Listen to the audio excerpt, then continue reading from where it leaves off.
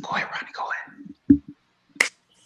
We're back. We're back. We're back. We are back, guys. As you walk in, please make sure y'all hit that like button. Please make sure y'all hit that subscribe button. And please make sure y'all hit that notification bell on the right hand side. Remember, we do go live each and every Monday, Wednesday, Friday, 6 o'clock Eastern Time. Like always, thank you for tuning in to Cal Culture Radio. Akeem, Jordan. Oh, I see we have a special guest. Jordan, I think you will introduce this special guest. So, guys, what's going on? What's cracking like it?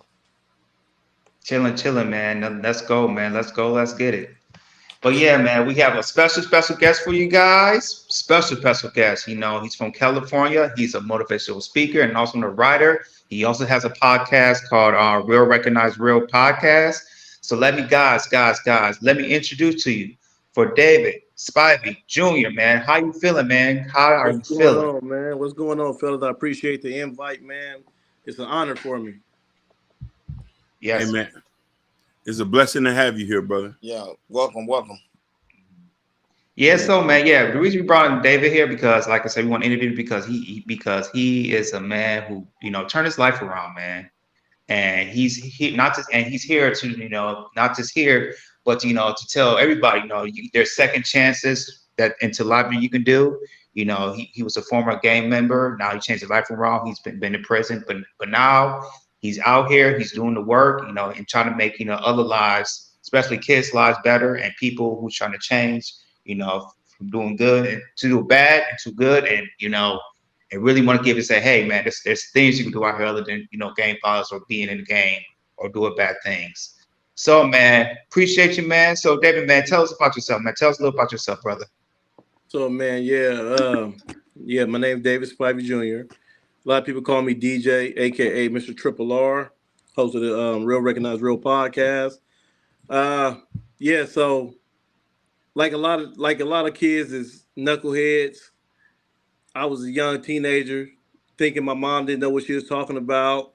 You know what I mean? Figuring that the only way for me to go through life is to figure it out on my own, and which led me to starting to reach out to gang members for advice and for help on things, which led me to become a gang member. So at the age of 17, I was arrested for a murder, first degree murder, attempted murder, conspiracy to commit murder was later add charged on me before I went to trial, and a shooting in the habit of dwelling, and got found guilty of everything except for the attempted murder. Ended up receiving 100 years to life. Whoa. Got 35 stayed, so it was 65 to life.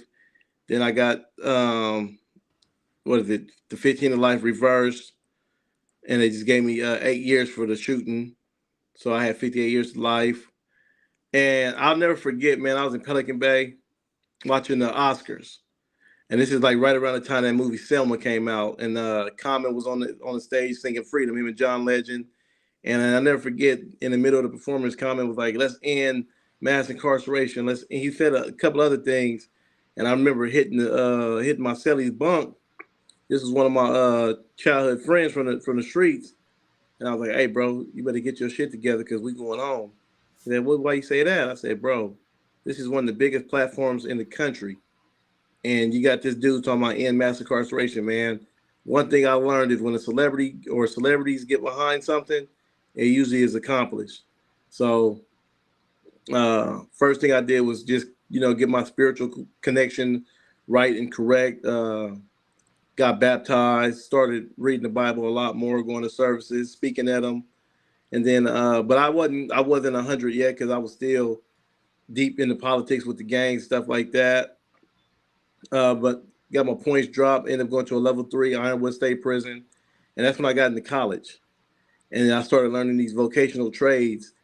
And I was still, it was still hard to shake, which is why I don't condemn gang members, because I understand that the grips that these warped beliefs have on people is amazingly tight. So started just keep programming, going to groups, just staying out of trouble, staying to myself mostly. Then I made the decision. I said, you know what, y'all, I gotta just do this for me. I can't keep risking my freedom for the collective. And some dudes understood, some dudes didn't. I understood. Uh, then Governor Brown started commuting sentences. So I said, you know what, let me take a shot in the dark. I put in for application. Me and this one dude put in for it at the same time. I got the application back. He never got it, and I went through the process and 58 to life to 15 to life. Went to board the first time. They denied me 3 years. They said they felt my gang ties were still a little too strong. But since I was an exceptional case, I only did 18 months of the denial, and the board up on their own called me back, which I got found suitable for. And 120 days later, which was April 21st, 2021, I was released back to society. Wow.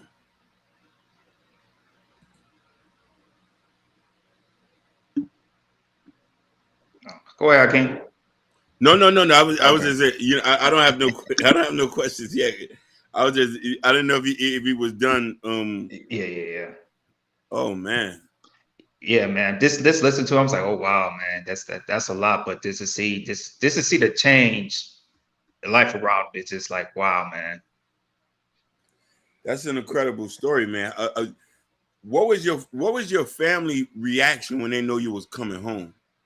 They just like everybody was like, including myself, man. Like it was kind of like in awe, like unbelievable. Like in the back of my head, I was like, something gonna happen, and I'm not gonna get out of jail just because I just felt like that's where my luck was at. And I don't even believe in luck, but that's just how the cards had constantly been dealt to me. Like right when I think something good is about to happen, boom. Like because even before I went to jail for murder, I was just like about to go to the Navy. You know what I mean? Like they were just waiting for me to turn 18.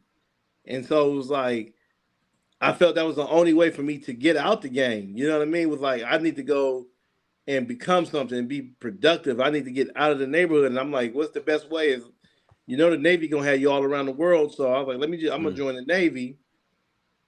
And just so happened right before that, one of my best friends got killed.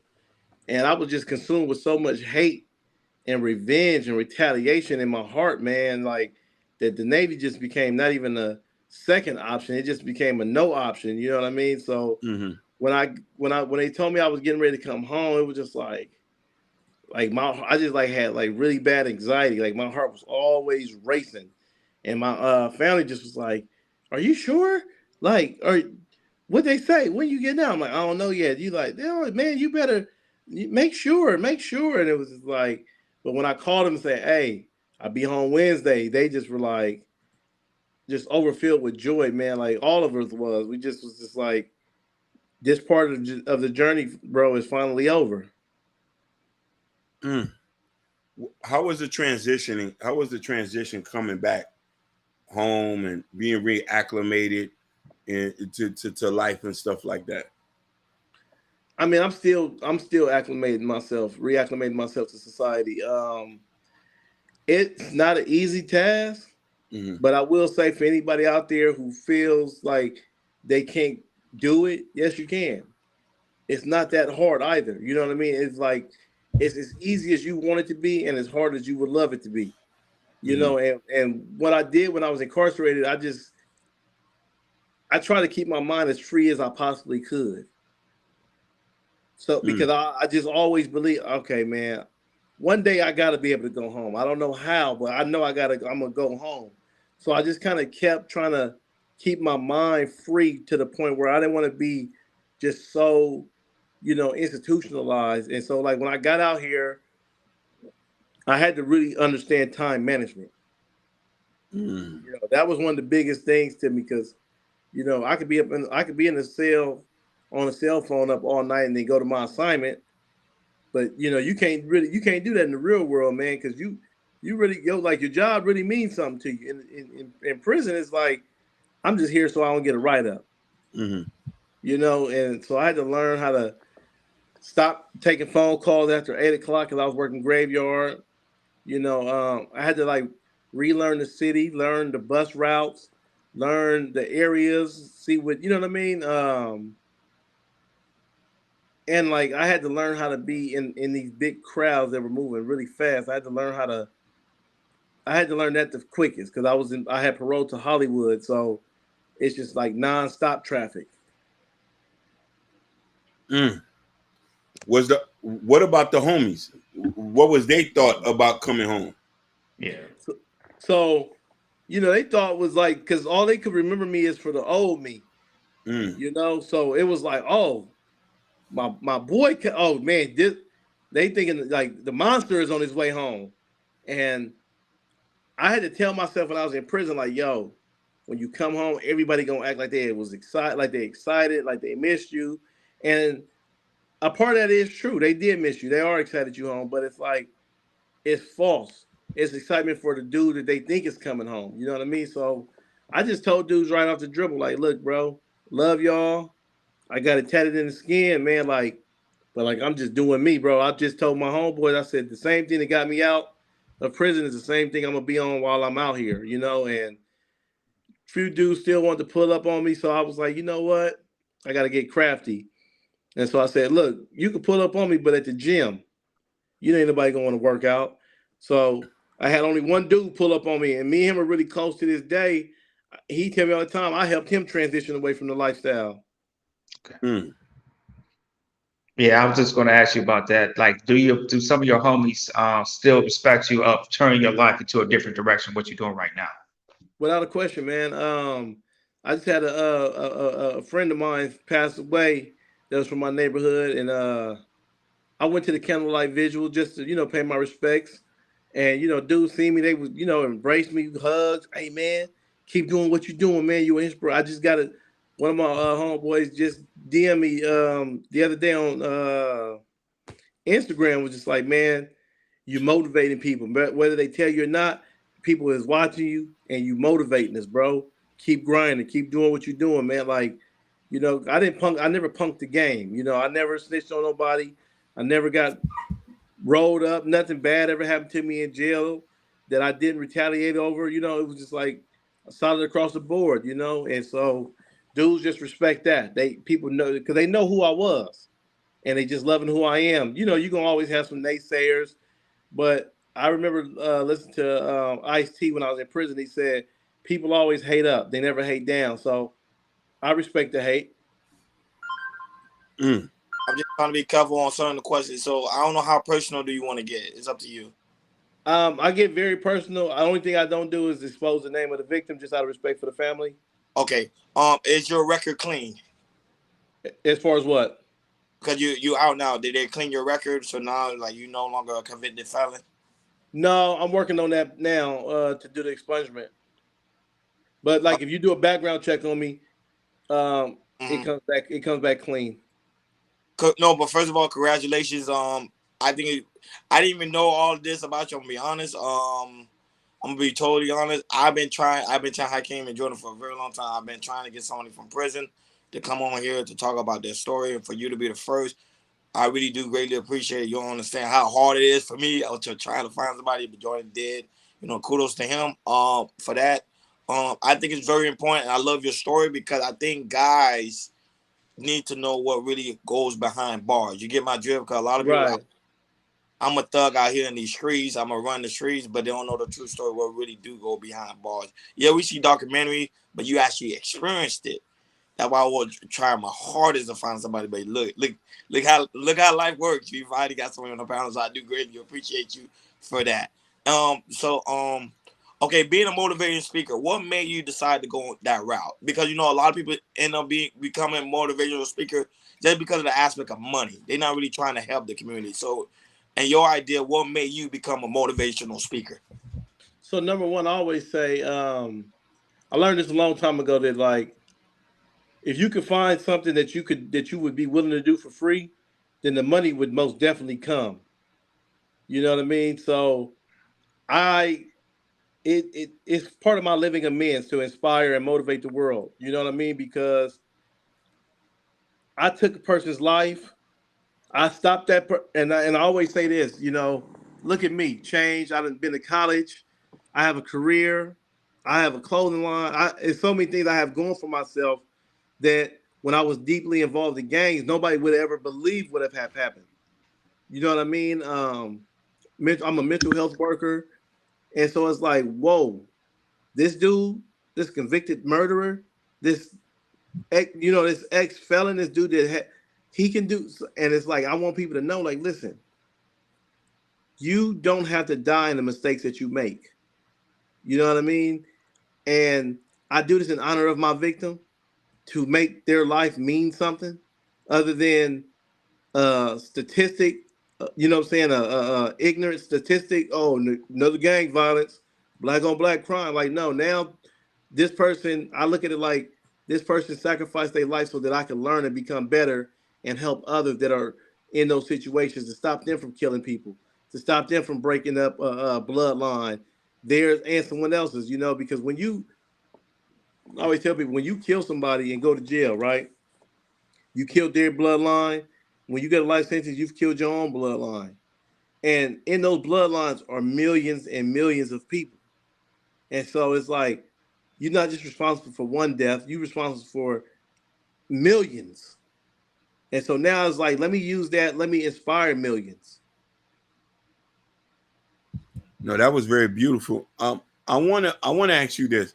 What do you think, what misconceptions that you think people have about just like gang life and what you've been through that you had to correct people? Because I know there's a lot of people who might ask you certain things or who might portray this particular lifestyle a certain kind of way, but you tell them it's not. What misconception you had to really correct people about this? Mm. So it's a few, and they're major. And one is most people think like if you join the gang, you're a part of a gang that you like are just super innately evil. You know what I mean? It's like, oh, you know, people start treating you different, they looking at you different. It's like, you didn't treat me like that until you found that out. Now it's, oh, I don't want, you know. I remember I went to this networking event called the Snake Pit in Hollywood. Mm-hmm. And remember I was talking to this black guy, grew up in a predominantly white community. He's adopted by a white family. So his insight on what black is much different than ours. You know what I mean? Mm-hmm. And so, you know, when he found out, you know, my story, he was like, you know, he was surprised of how well I was, you know, how well spoken I was and how educated I was. And he was like, man, you don't sound like, you know, a criminal. So I asked him, I said, what does a criminal sound like? You know, because we got billionaires that go to feds. They're criminals. Yep. Facts. You know what I mean? And so it's like people look at gang members and they think just, oh, you had to be, you know, ignorant. You had to be on the spectrum. You had to have some type of dysfunction to join a gang. And which is true. The dysfunction is these warped beliefs that most inner city kids develop over the course of their lifetime. Because see, most people before they join a gang, they already have these warped belief systems that drive them to a gang. Because when you live in the inner city and you see the dude going to work struggling, but the dude's on the block, they bust down. They got all the cars. They got all the clothes that you wish you had and the cars you wish you could drive. The girl, your mind is all, man. He getting it, you know. And so it's like people are not going to gangs because they're dumb or uninformed. I would say uninformed of what the lifestyle really is. And so I'm just always having to correct people about that. Like, no, you know, I know some gang members that I'm talking about would run circles academically around people who've been on the streets in society their whole lives. There's some real scholars behind the wall. Mm. Before we got on the show, remember we was having a conversation about there's some gang members who's you know they have self-esteem problems into the gang. Can you explain a little bit what you was talking earlier before we got on the show? Yeah, sure. That's one of the biggest things, and that's what I really want people to understand. Like, I'm actually working on a book. Once I'm finished with it, I'd love to come on here and talk about it with you guys. Mm-hmm. You know, just the psychology of a gang member.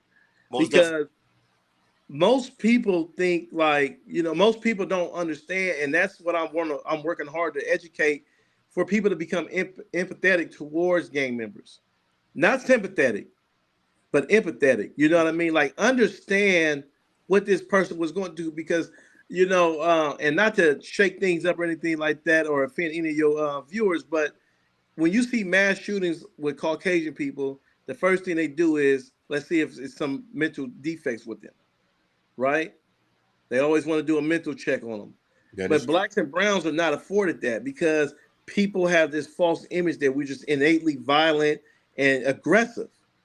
When that's not the case, most people that grow up in the inner cities, those are survival traits. You know, the reason people are so quick to fight is because that's the only way they've been able to protect themselves. Or that's the only way that people think that you can get a point across. And, like I tell young men today, you're not a punk if you don't want to fight. You're not soft. I tell people all the time, if you don't want to fight and you choose not to fight, you are actually the most hardest person in this conflict because you knowing yourself and you following through and staying true to yourself despite people saying, oh man, you going out like a buster, homie. Oh, that's soft, bro. No, it's not. That's not something I want to do. And most people do it because of the low self-esteem. You know what I mean? Anytime you're willing to sacrifice your entire life, your being, for people to like you, that's an extreme case of low self-esteem. It's very severe. And that's what most gang members suffer from. And you ask most gang members, no, I think I'm the shit. Yeah, that's a mask that you're wearing. Yeah, that's your facade. But deep down, you don't feel good about yourself because if you did, you would do you instead of doing them. I want to ask an important question that I think you're probably the only person can ask this. What was the conversation like with a lot of guys that was coming in after you had already been there so much? And I want you to touch on this too, because you know what I mean, because we do have a lot of young viewers. Before you get into this, somebody ask a question for you. It says, please ask David, does he believe that he met other people in prison who he believes can never be let out regardless of what their sentence was? Hell yeah. I met some boogeymen. I know some dudes that I'm like, yo, this person don't never need to be let out. Like, because all they're going to do is hurt somebody. Like, it's dudes in there right now, Brand, that change the last thing on their mind. Like, even if a new law passed that would set them free, they'd be right back on their way to prison, man. So I most definitely know some people like that. That's very honest. And it's just like, it's some people who got out that I was kind of like, whoa, they let him out?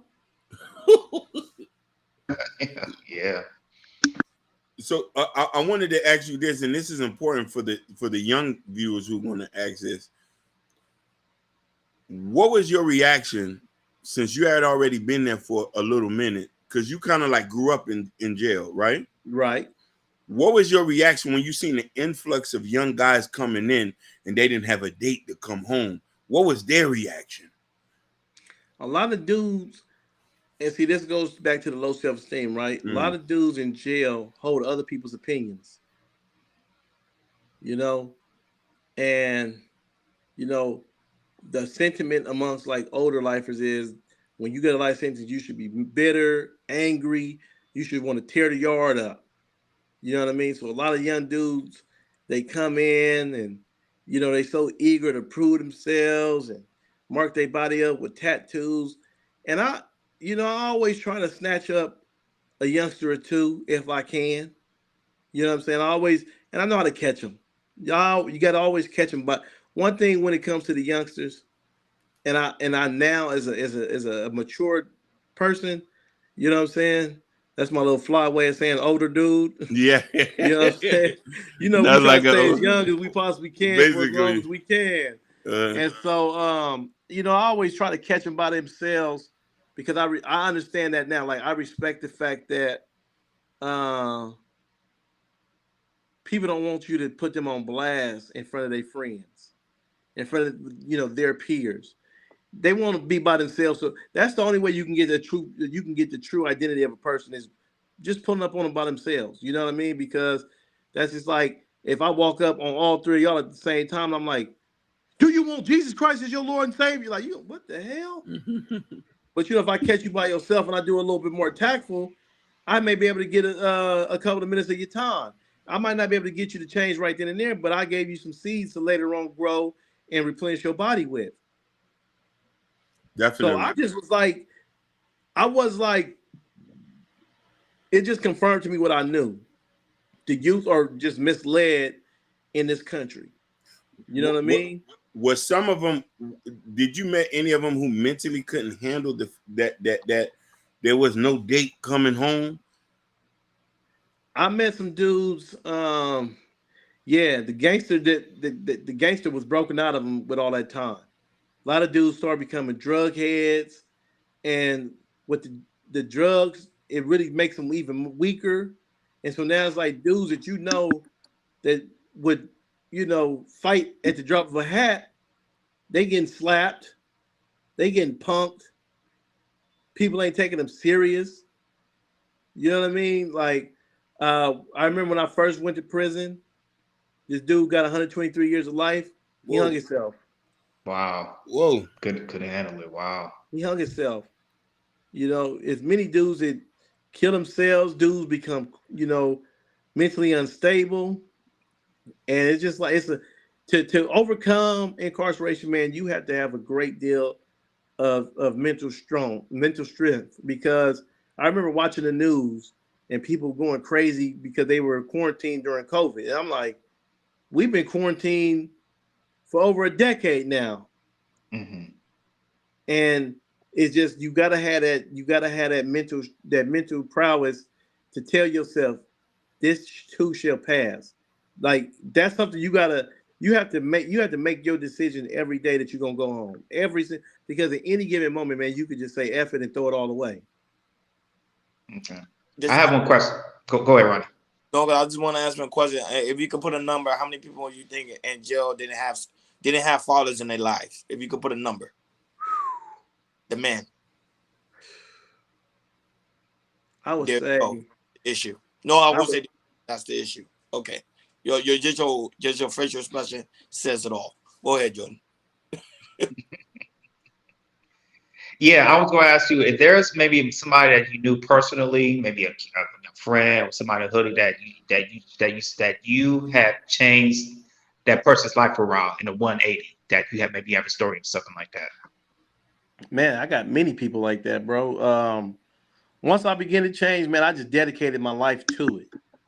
You know what I mean? Like anybody, it got to the point, man, when I was in prison, I was doing some very unheard of things on a GP yard. You know what I mean? Like I got Southsiders, which are, the essays. I'm calling dudes by their real name on the yard. This dude is the shot caller, and I'm calling him by his real name. You know what I mean? It might be his last name, it might be whatever it is, but I created that cult. Dudes just thought, hey, what?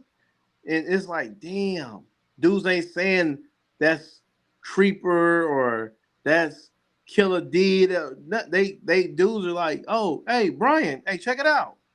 Hey, what's going on, Matthews? Hey, what? You know what I mean? Like, oh, I got OG Crips and Bloods. Respectfully calling each other by their first names and things of that nature, man. So it's just like it was such a blessing, bro. So I got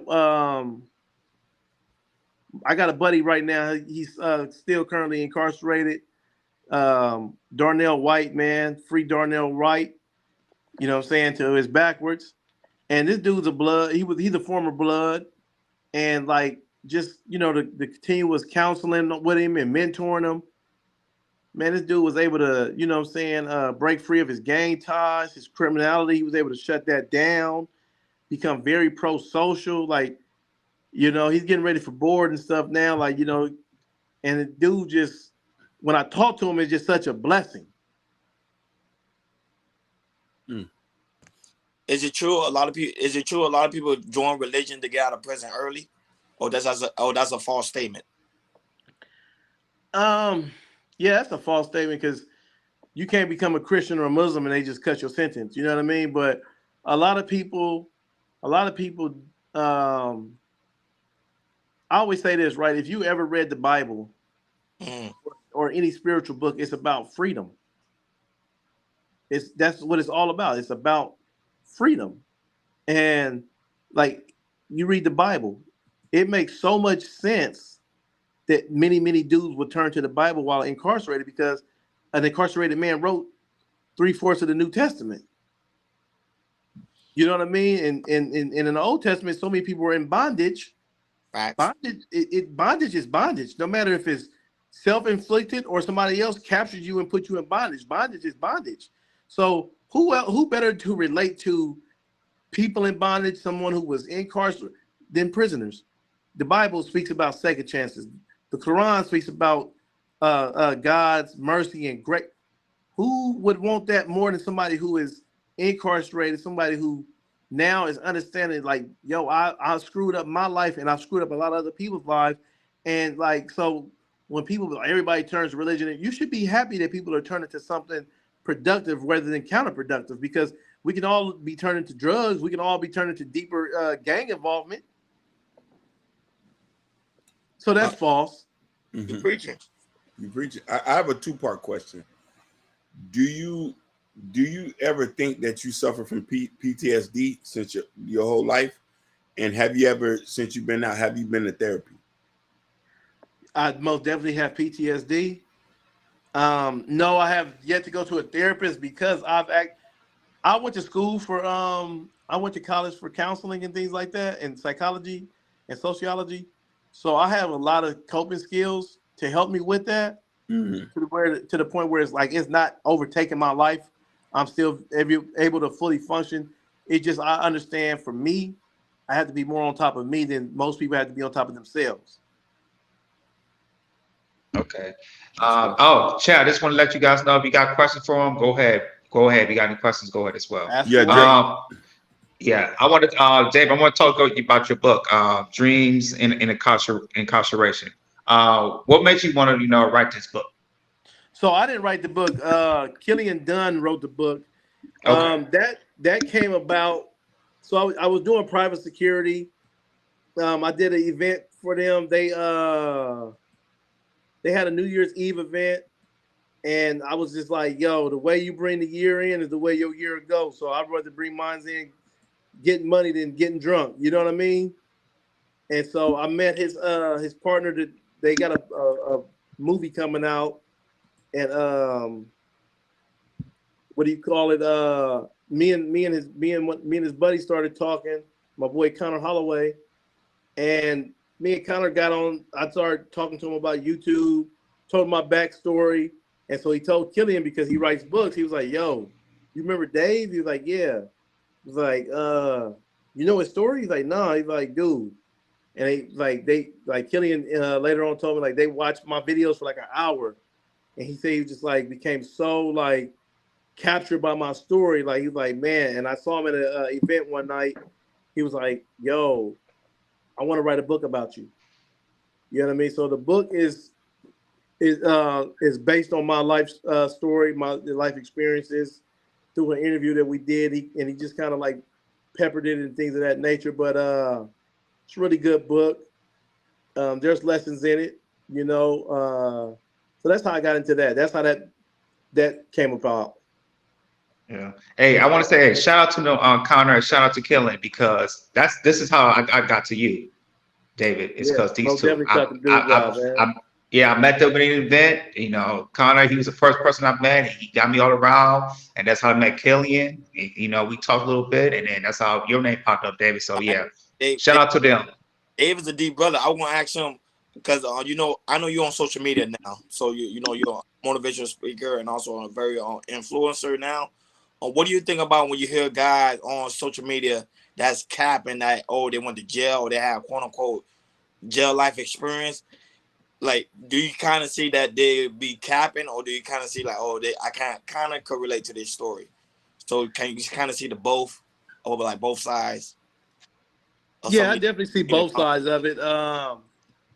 Like for me, I can't be a character. I can just be me. But I do understand dudes that put the character on, put a little extra sauce on the burger.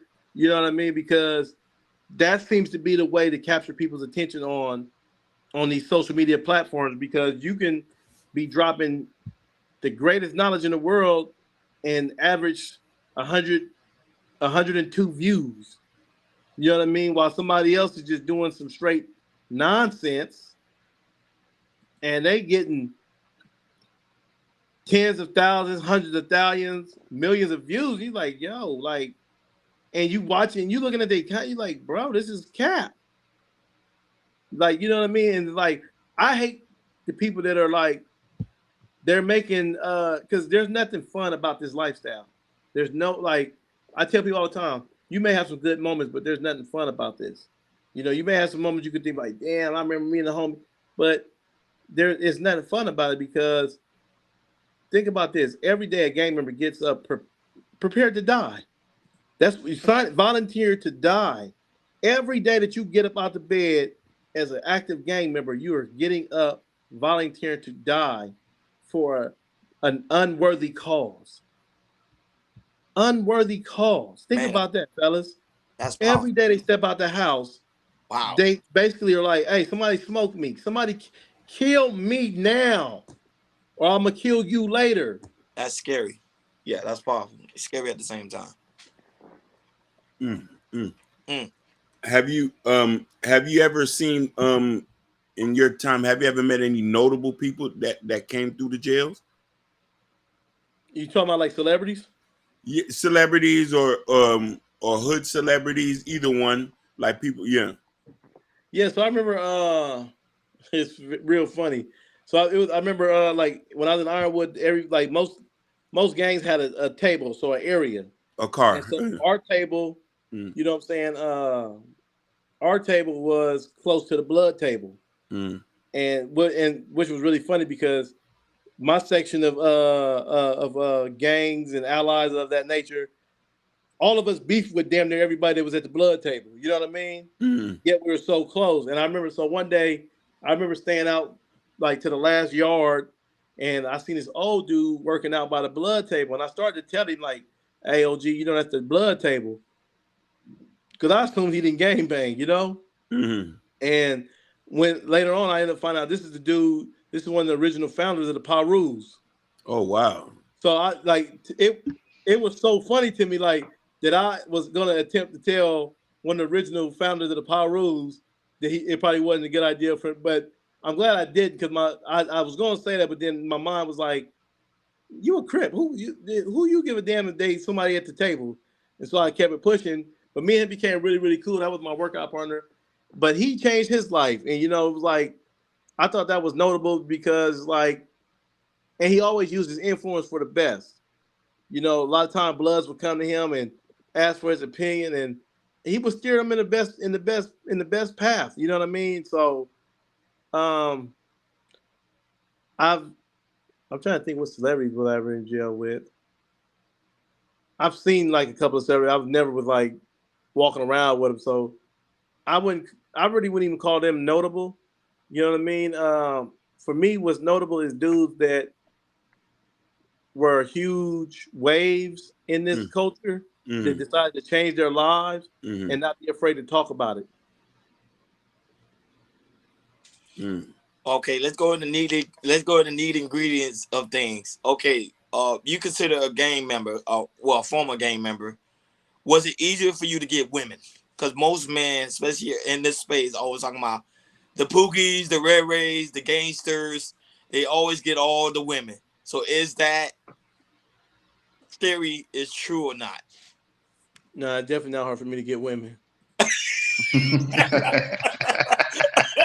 Not at all. That's the least of my worries.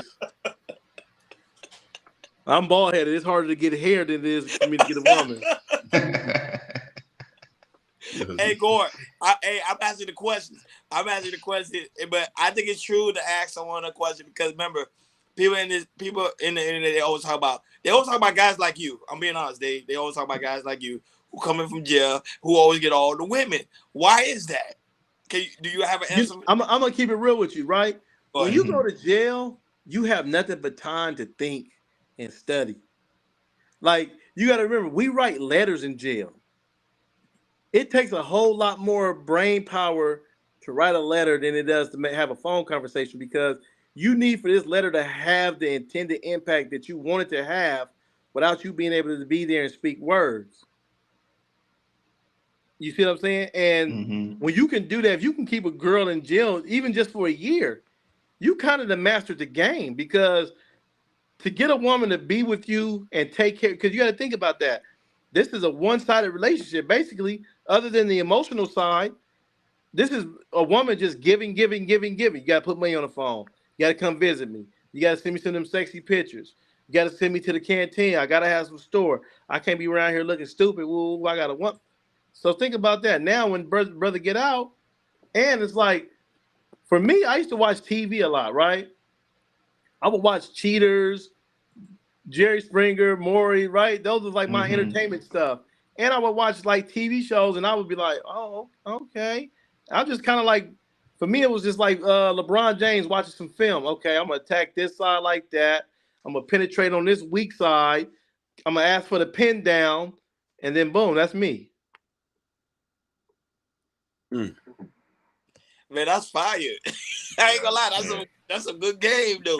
That's a good game, though. That's why I had to ask the question. Because I think a lot of men are wondering that, because they be like, why did this guy Dave come out of jail, but then he get all the bad girls? And Hey Ronnie, I was gonna say, we get this, make a short of this and put it out. Oh no, and David can put it out for you, man. Appreciate you, David. I will make it famous. Trust me, I'll make it famous, because a lot of guys always get upset at you, Dave. I'm being honest.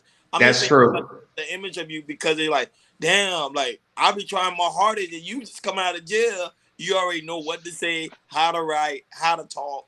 It's just, it's crazy. You just need that. I just need just let me slide in one time. And we used to say in prison, one time for the one time, man. Come on now. There you go. And another question: have you ever used some of your games to maneuver against one of the correctional officers, a woman that is? So, all right, I had opportunities, but to be real with you, man, I wanted to go home way more than I wanted to make $1 in jail. You know what I mean? Like, I would use my game, you know, for my, like, when I had a cell phone. I had a female CO. I used to have her, you know, make it look like she searched my cell on a rent, so I didn't have to worry about a cell search for that month. You know what I mean? So it was like little things like that, you know. Maybe I say a few words and get a little taste of some free food. You know what I mean? Ooh, what's this? Oh, this shrimp. Oh, damn, this is good. Oh, you know. So, you know, you got to use what you have when you have it to get what you need when you need it. But was some of the women that coming into work, was they like insecure or dealing with issue at home? You would also kind of use that as one of your game tactics. That you like, oh, like, hey, baby, tell me what's going on, because you know you have a lot of free time because you pretty much in the cell the whole time. So I'm just trying to figure out your game while you was in the cell. So just for the audience. Yeah, no, it's just, I mean, it's a lot of insecure women that work inside the correctional facilities. You know, I'll never forget when I heard Lil Boosie that I'm coming home. And he said, I used to have super, what did he say? I had super hood women that was good to me. Then they got bad built women looking good to me. You know what I mean? Like, it's a lot of bad built women that work up in the prisons, and who don't want to compliment? Ooh, you coming up in here smelling good? You know, they might say, I wish my husband would, like, look, man, everybody can't be smart. You feel me? Some people just destined to be stupid. I smell it. I like it. Like, I remember I told the CEO one time, I like when she had her hair, when she had highlights, no cap. She came the next day with highlights in her hair. Wow, this spin game like that. That's okay. Just spin the game. Just give a game to a CEO. They'll just go out there and say, if your hair look nice or you like them in braids, they'll come up with braids, huh? Look, American Negro said that's good game. told you I'm gonna make you famous. Trust me, I'm gonna make you famous. I'm gonna make you famous. But go ahead, Jordan. I think Hakeem stepped away a little bit. Go ahead. Yeah, how was, like I said, being in like in the jail and the prison? You know, people want to know how what the food is. You know, it's the food. You know, like basically your guys cook like. Trash. There you go. In the words of Bubba Dub, trash. He said trash. But you can't say trash, but you gotta say like you gotta describe the food. Like, oh, was it like ham and cheese sandwich, steak? Nah, you know what? Like, nah, shit. We wish we had ham and cheese and sandwiches and steak. Nah, every now and again you get you some good meals like holiday feeding usually be pretty good. You know what I mean? Mostly everybody love the hamburgers. You know, when they do the cheeseburgers and stuff like that, they give you the cheese, give you a little BS patty, but they had a little hot water thing in there, so you know you put your cheese on your on the burger and let the hot water sit on so it melts. Now you got you a nice hot cheeseburger. But in prison, it's all about canteen, man. You gotta have you a nice array of store. You know what I'm saying? Like one of my best dishes that I ever made was some gumbo. What was in it, man? What was in it? What's in it? All right, so I had we had a lot of summer sausages. Pause. Had a lot of those. Cut them up. I boiled them with the gumbo seasoning. Then I put mackerel in there because they got these fillet of mackerel that kind of taste like chicken. So I had them in there, put them in there whole. I've used Chilorio's shredded chicken, oysters. It was very, very meaty though, man. It was gas, bro. Like every bite was flavorful. Every bite was hearty. I don't know if you saw did you see the article recently came out about Tory Lanez, how right now he's in, I think, one of the toughest prisons. Right now, they put him in one of the toughest prison. However, he is isolated. But right now, he's dealing with a hard, difficult time mentally. I don't know if you read the article on that. And no, but I knew it was coming because you got to think, right? This is a multi-million-dollar man. This is a dude who is, when he was on the streets, could call and get anything delivered or set up and go wherever he wanted, whenever he wanted to go. This is a dude, you know, that can say, I want to go to the Bahamas. He go to the Bahamas on Friday, and on Saturday it's some cracking in Jamaica, and he goes there, and then he might go to Vegas and now it's like get in the room, boom, the doors. Ain't no, see, I don't care if you Tory Lanez. So it only makes sense. Just, you know, and not just the fact that he's a millionaire, but it's the fact that when you haven't gone through the conditions of incarceration, man, incarceration is something that's very, very crushing on the mental. So it makes sense. And how long is he gonna be like that? If you could get a time estimate to Tory Lanez, because he only there for how many years? 10 years, correct? 10 years. Yeah, 10 years, correct. So he's not gonna do the whole 10 because he more than likely got 10 with 85. So he's gonna probably do like 7 and some change. And he could lower that as well by going to college, going to self-help classes, things like that, and you know, completing vocational classes. He could trim time off with an AA degree. I think they was taking off a whole year. So if he can go get an AA degree, he can get a year plus all the 21 day credits for the units that he's taking. So he can definitely shorten that time. I got a question for you. How proud it is of your family seeing you do what you're doing, you know, changing your life around? Man, my family is ecstatic, man. My great aunt, you know, just told me not too long ago. She said, "David, I want you to know the family is extremely proud of you."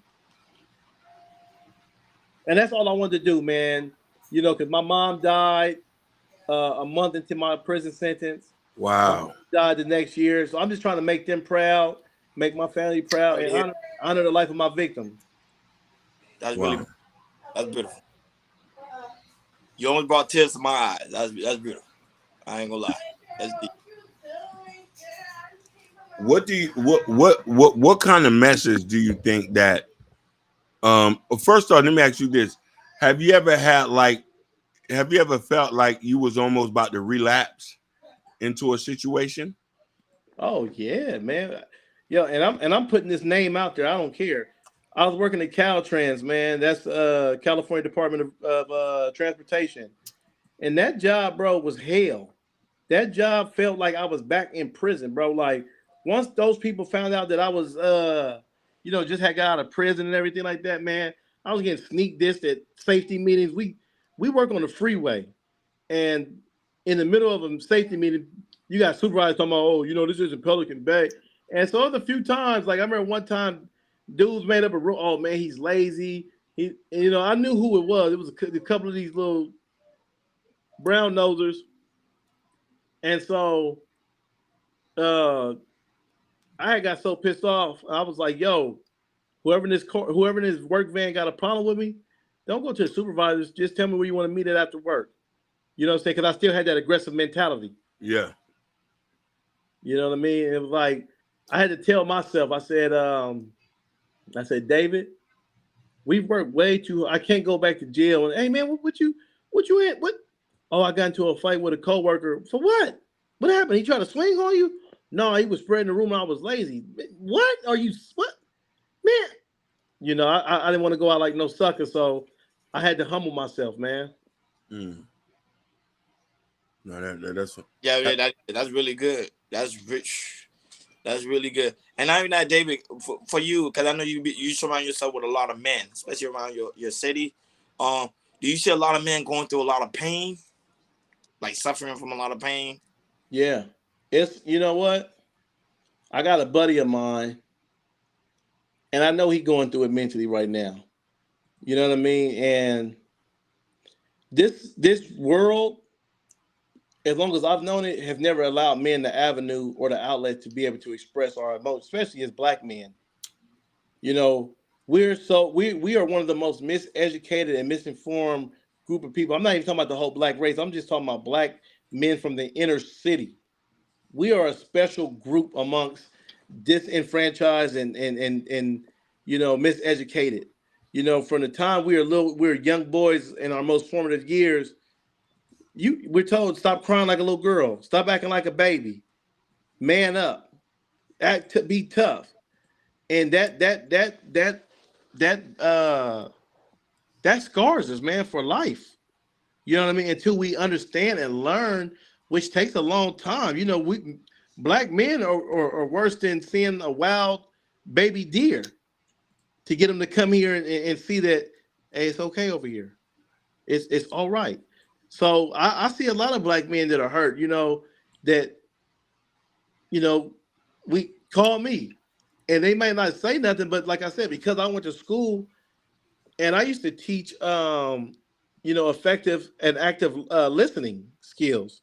So I can hear and I can affect label someone when we having a conversation. You know what I mean? I can get the meat of the conversation without a person even telling me something. And that's been very beneficial because I've helped a lot of my buddies out. I've been like, hey man, I know things ain't really like how you want them, but just know that like every day, bro, you getting closer to where you need to be. Like you still learning and it's like, man, good luck now, bro. Like I really need to hear that, man. Like, I had a buddy of mine that was in an accident, and at the right moment I would send him something or I would call him and tell him something, like I remember I sent him a picture of me and him at my birthday party. I said, bro, just remember that this is where you going. This how you was looking. This where you on your way back to looking like. Remember you that dude. And he was just like, yo, thank you, bro. I needed that, man. Man.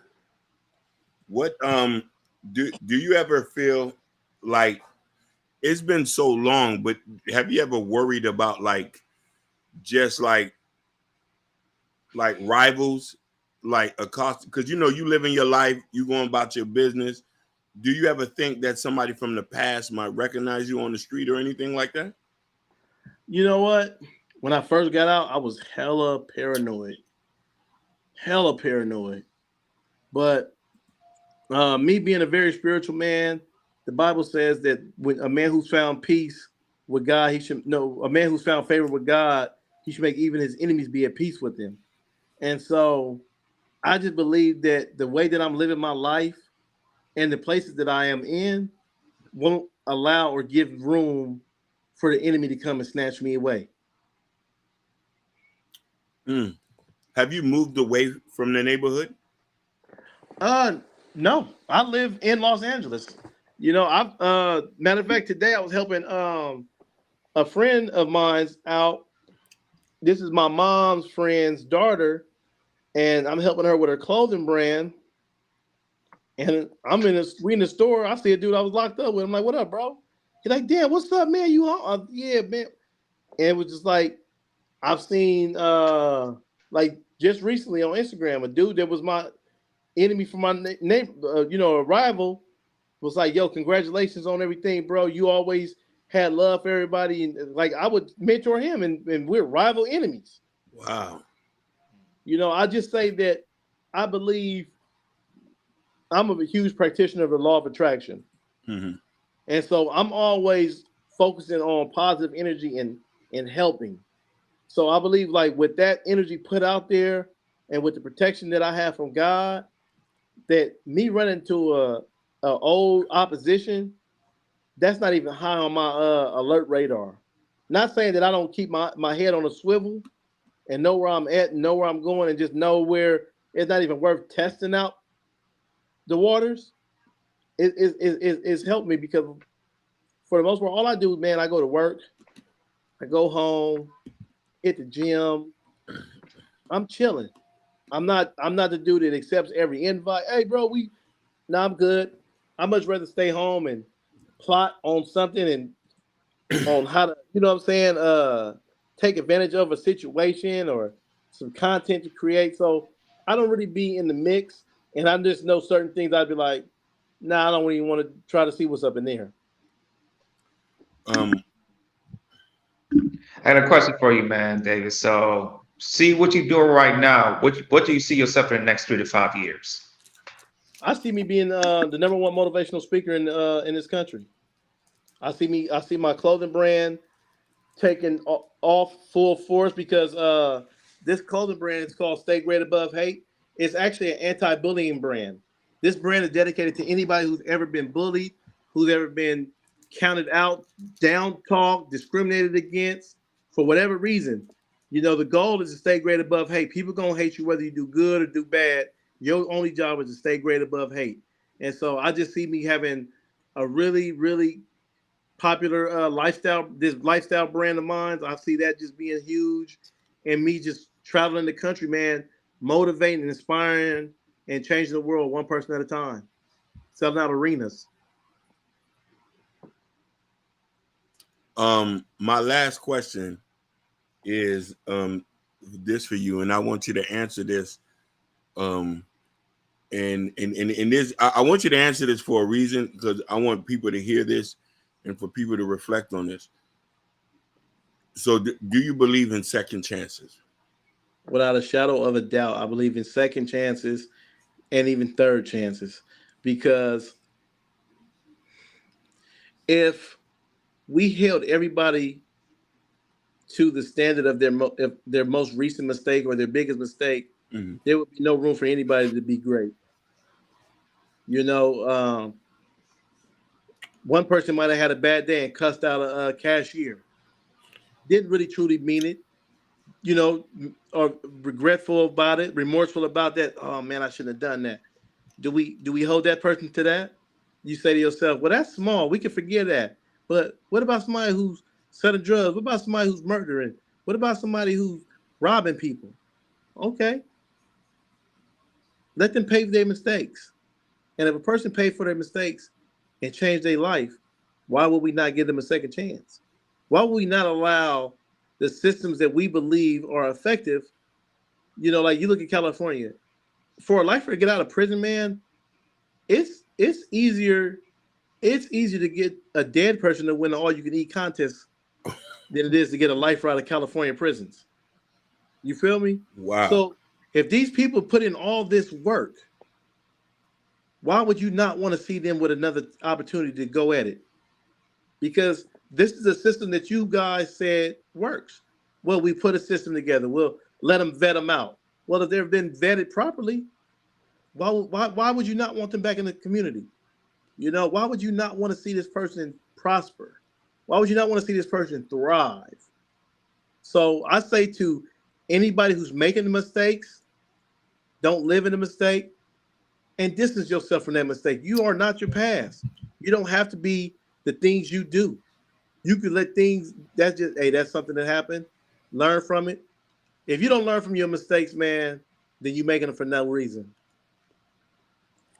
This is my final question. My final question is, if you had the choice to do it all over again, will you do it all over again? No. And the reason I say no is because as a 35-year-old man, there's so many things that I'm learning for the first time. And I personally, in my own heart, sometimes feel like I'm so far back. You know what I mean? I wish I could have had this knowledge before I ever took somebody's life or made a bad example for my brother to follow that led to his demise. All the stress that I caused my mother's heart, my family, the community that I terrorized. I wouldn't want to put anybody do that again. Man. Great accountability.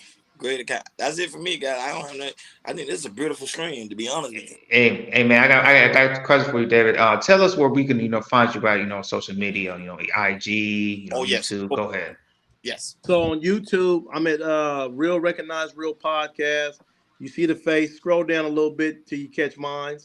On IG, it's Real Recognize Real _podcast. My DM is open to anybody with questions, whatever it may be. My DM is open to those that want to follow me and be a part of this journey. If you want to try to find this clothing brand, man, that is up and coming, the hottest thing that's about to hit the market, follow me on IG at Stay Great Above Hate Clothing. That's Stay, STAY, Great, GREAT, above, ABOVE, and then Hate, HATE, Clothing. Stay Great Above Hate. I'd be the first person to pop up, and you need to be the first person to show up. I like that. And then, guys, that's why Dave is so.